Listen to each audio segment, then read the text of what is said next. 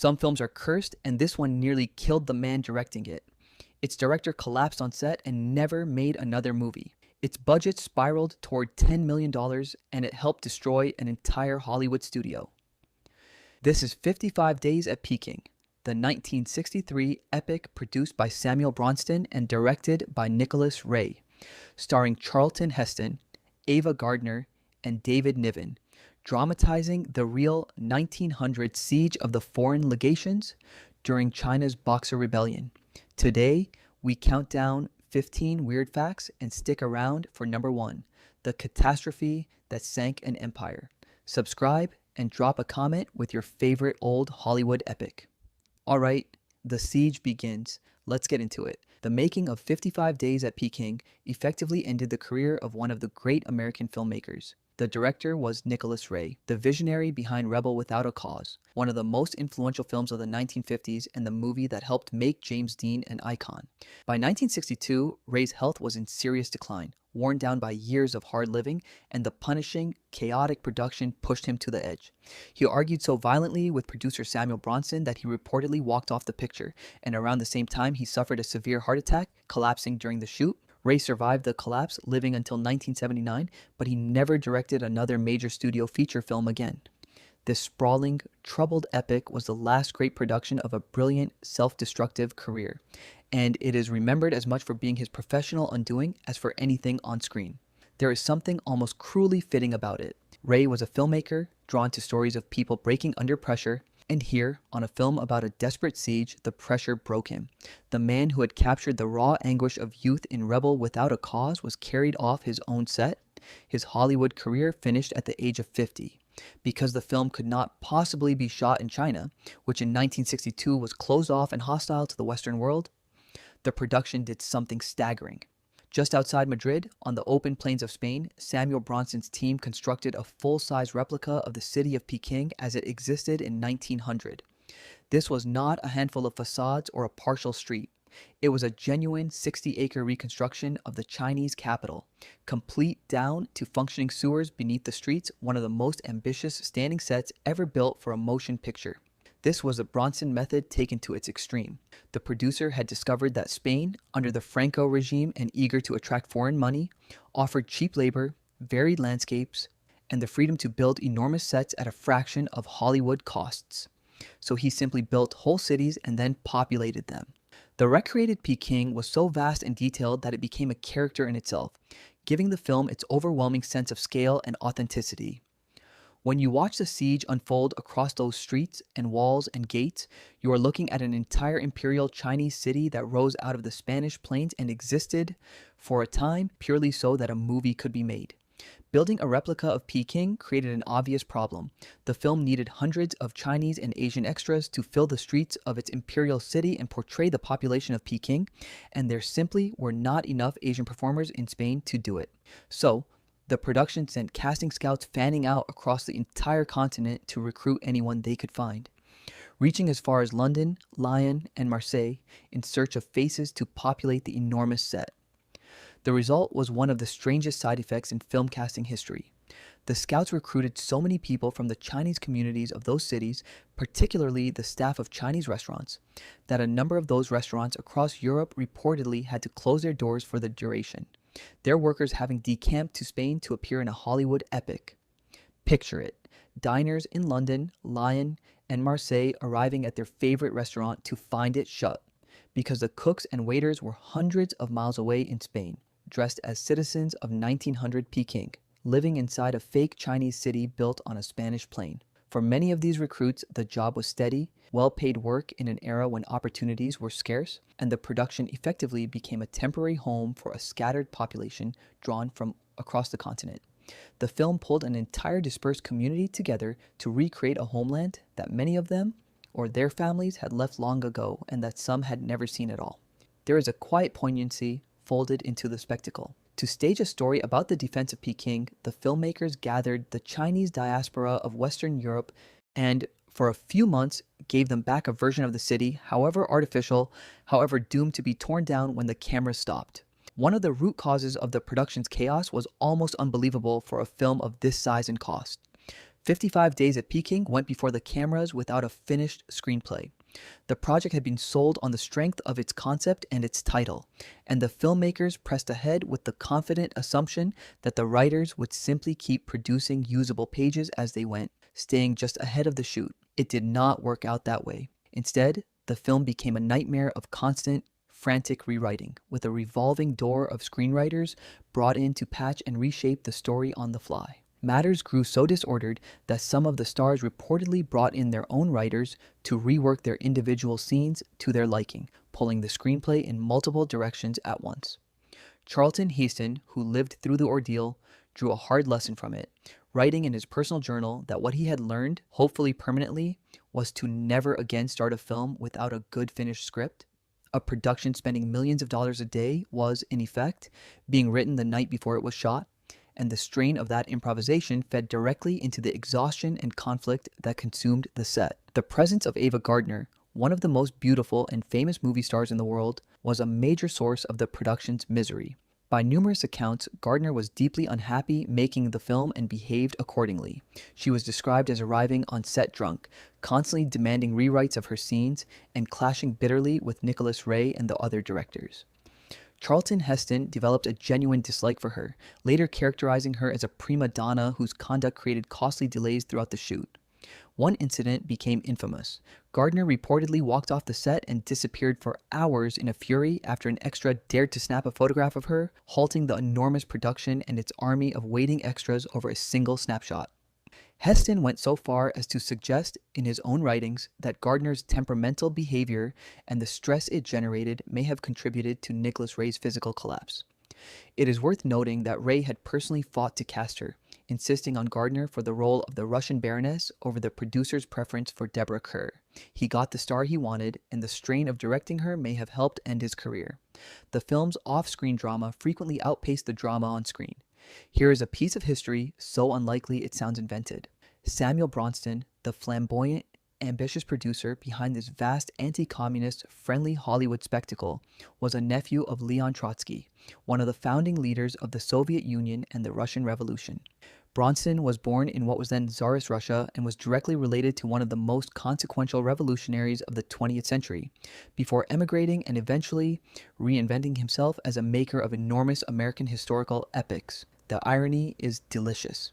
Here was a relative of the great Marxist revolutionary Leon Trotsky, building lavish, capital-intensive movie palaces of spectacle in Franco's authoritarian Spain, telling grand stories of empire and Western heroism for Hollywood audiences. Bronston had grown up in the United States of America and found his calling not in revolution, but in the most extravagant kind of commercial filmmaking, briefly becoming one of the most important independent producers in the world with epics like El Cid and King of Kings. The bloodline of the Russian Revolution ran, improbably, straight into the heart of the old-fashioned Hollywood epic. Few connections in film history are stranger than the fact that the man who rebuilt Imperial Peking outside Madrid shared a family tree with Leon Trotsky. And there is a further irony in the setting of his triumphs. Bronston built his empire of spectacle in Spain under the dictatorship of Francisco Franco, a regime that had come to power, crushing the left in a brutal civil war. A relative of Trotsky, then, made his fortune producing conservative crowd-pleasing epics in one of Europe's last right-wing authoritarian states. A set of contradictions almost too neat to be real. History has a way of scattering its players into unlikely corners, and the story of how a Trotsky nephew ended up staging the siege of Peking on a Spanish plane is one of its odder arrangements.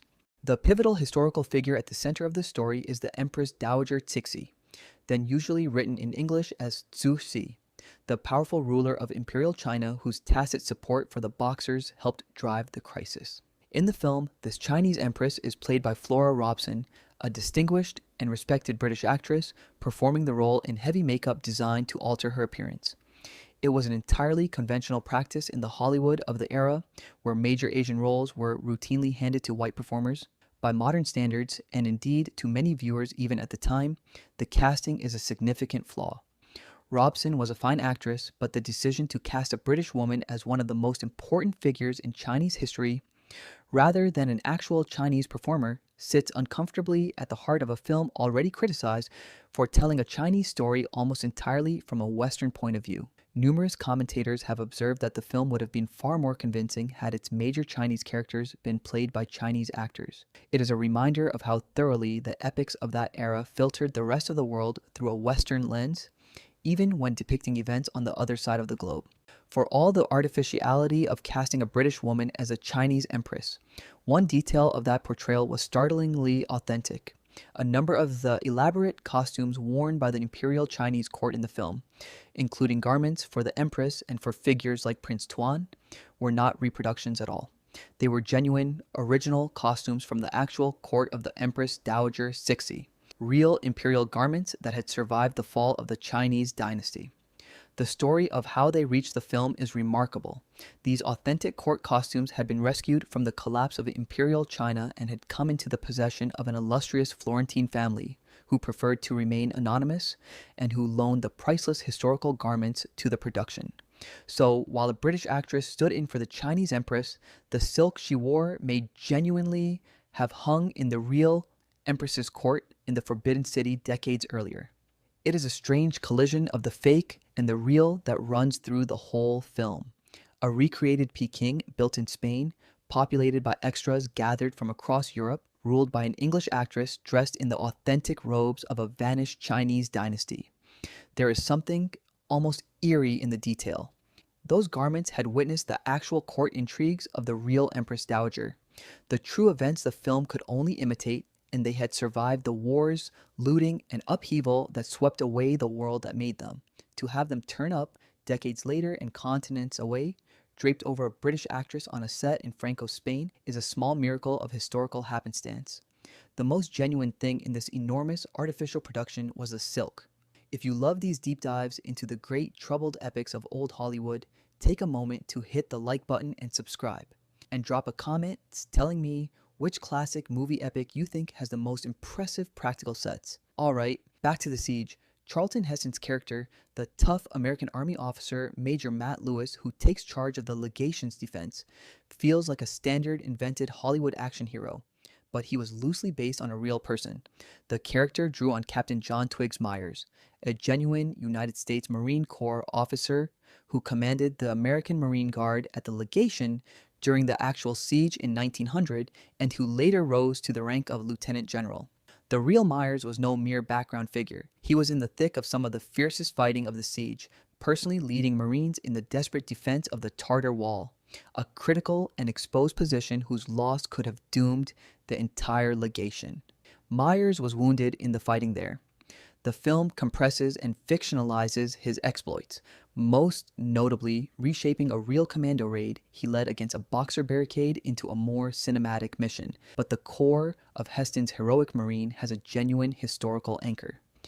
Beneath the invented romance and the Hollywood heroic stood a real officer who really did help hold that wall and who really did bleed for it.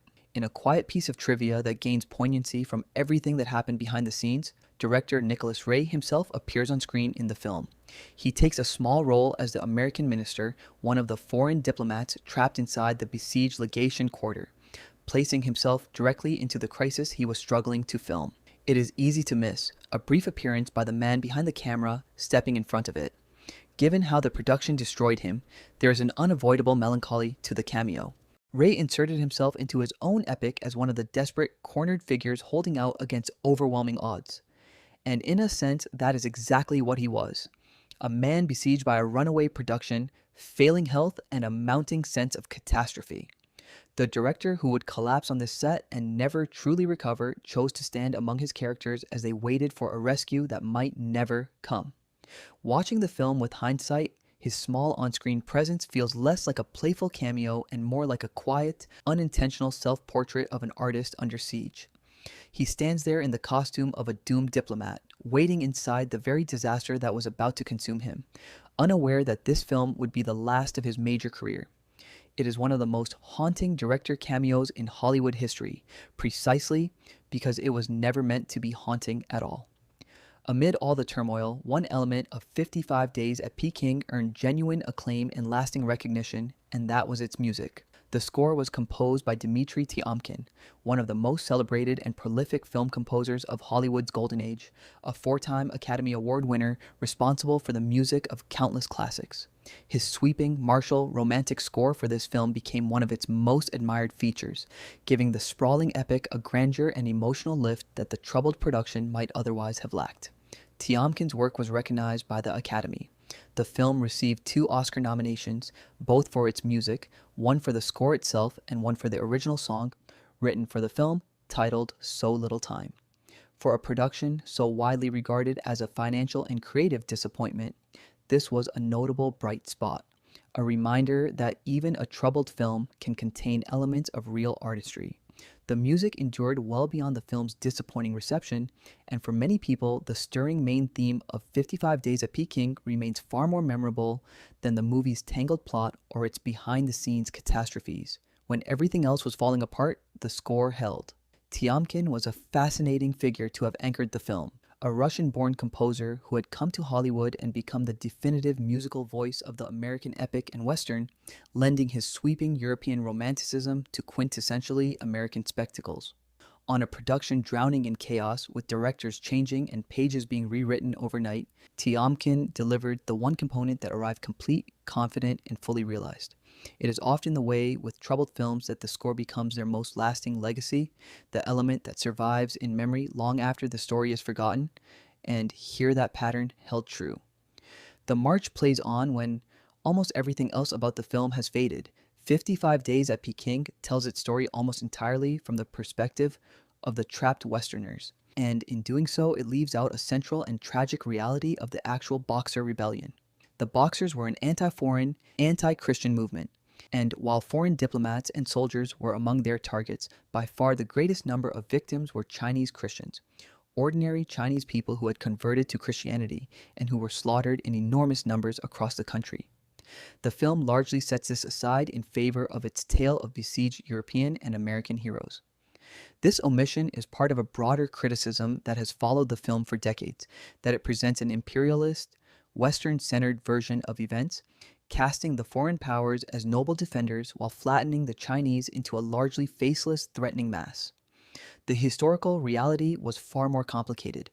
The Boxer Rebellion arose in part as a response to genuine grievances against foreign domination and exploitation of China, and its victims were overwhelmingly Chinese. By focusing so tightly on the drama inside the legation walls, the film tells a real story while quietly omitting the larger and more painful truth surrounding it.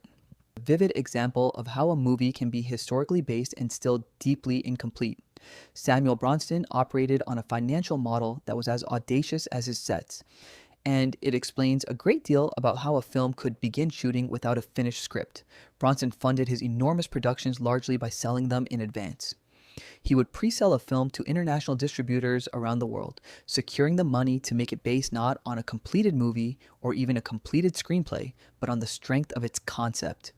In the case of 55 Days at Peking, he raised the financing based essentially on the title, the historical hook of the siege, and the marquee involvement of Charlton, Heston, and director Nicholas Ray. In other words, the film was sold to the people funding it before it truly existed as anything more than an idea and a few big names. This approach allowed Bronston to mount spectacles of astonishing scale outside the traditional Hollywood studio system, but it also left his productions dangerously exposed. When a pre-approved, pre-sold epic then spiraled out of control in cost and chaos, as this one did, there was little flexibility to absorb the damage. The money had been promised against a dream, and the dream was proving ruinously expensive to build.